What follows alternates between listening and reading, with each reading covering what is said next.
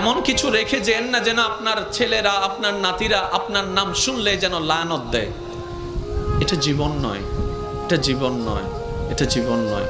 এমন একটা জীবন বানান যেন আপনার মৃত্যুর সংবাদটা শুধু আপনার পরিবারের মুখে চোখের মধ্যে মলিনতা আর অশ্রু আনবে না, শুধু আপনার আশেপাশে পরিচিতরা পর্যন্ত বলবে, আহ আফসোস, আজকে একজন নেককার বান্দাকে হারিয়ে ফেলেছি, আজকে একজন মায়ার মানুষকে হারিয়ে ফেলেছি, আজকে একটা মমতার মানুষকে হারিয়ে ফেলেছি।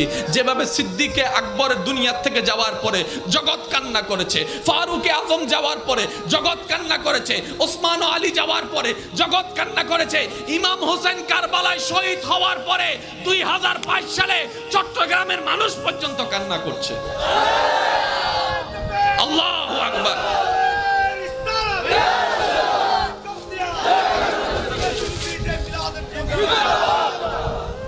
কে দিছে?